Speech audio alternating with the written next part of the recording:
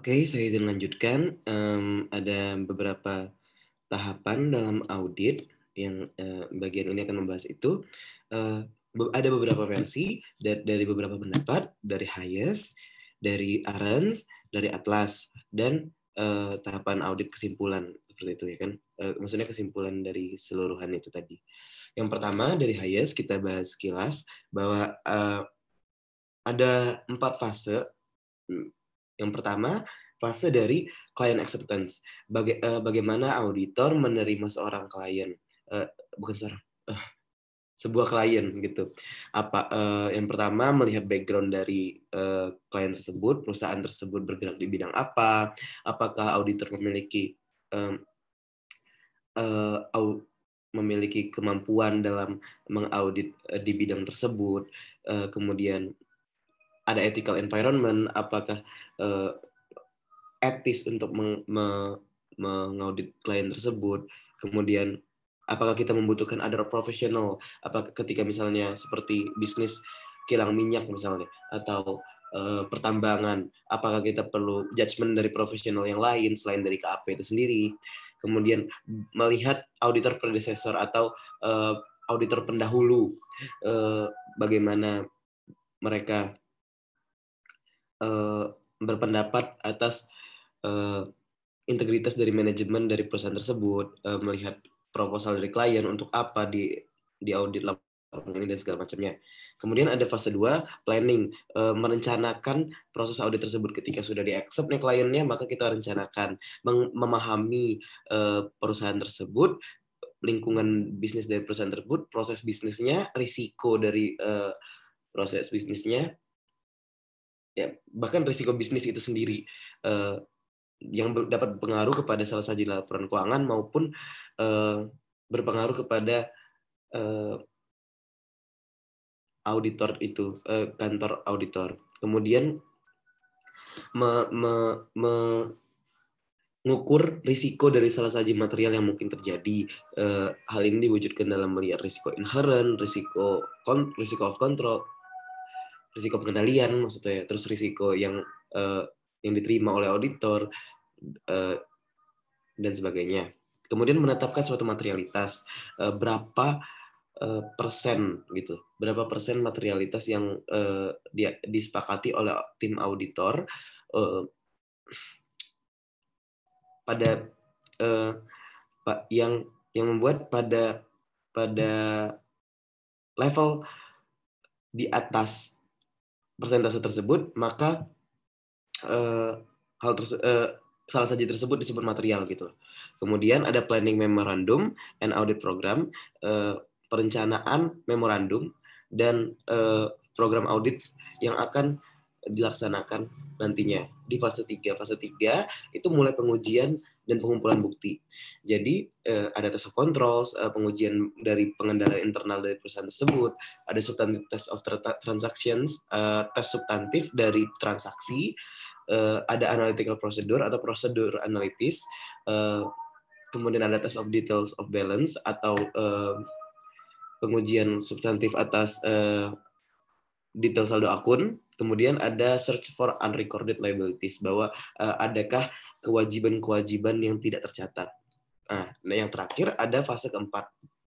Fase keempat melakukan evaluasi atas pengujian dan pengumpulan bukti yang telah dilakukan di fase 3 dan reporting, membuat laporan. Jadi melihat kembali bukti-bukti yang terkumpul, melihat subsequent event, apakah ada kejadian setelah tanggal neraca yang memengaruhi nilai pada tahun berjalan, kemudian ada mengumpulkan kembali prosedur, melihat financial statement dan report-report yang lain, kemudian pada akhirnya akan mengeluarkan laporan hasil audit dan opini. Kemudian menurut Arens ada 4 tahap. Yang pertama, rencanakan suatu approach dari audit, suatu pendekatan audit, bagaimana cara melakukannya. Kemudian yang kedua, melaksanakan pengujian, dari pengujian pengendalian dan pengujian substantif atas transaksi dulu. Jadi pengujian substantifnya dibedakan fasenya. Yang pertama melakukan ada pengujian substantif atas transaksi, Yang fase ketiga, kita melaksanakan pengujian substantif atas prosedur analitis dan pengujian substantif atas detail of balance atau detail saldo akun. Kemudian di akhir, fase terakhir, menyelesaikan audit dan mengeluarkan laporan hasil audit. Nah, kalau menurut Atlas, kira-kiranya ada 4 tahap juga. Yang awalnya pra-perikatan, segala hal yang berhubungan dengan bagaimana menerima klien atau melanjutkan hubungan dengan klien, mengumpulkan surat tugas, komunikasi sebelum melakukan pelaksanaan audit, mengeluarkan surat perikatan dan segala macamnya, legal things. Selanjutnya lanjutkan dengan risk assessment.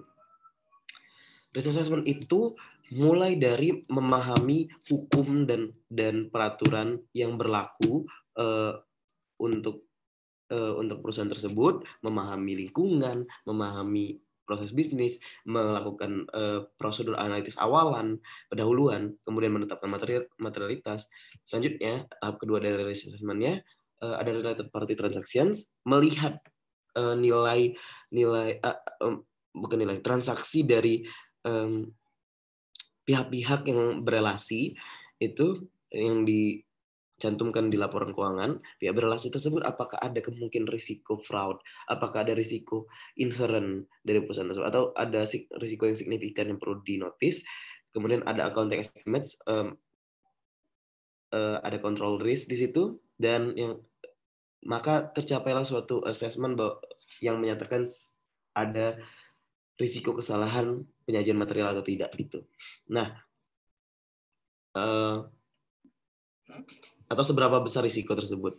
Nah, kemudian kita harus melakukan komunikasi atas tahapan risk assessment dan melakukan planning perencanaan audit memorandum, dan dari situlah kita simpulkan adanya audit sampling, pengambilan sampel untuk pengumpulan bukti audit.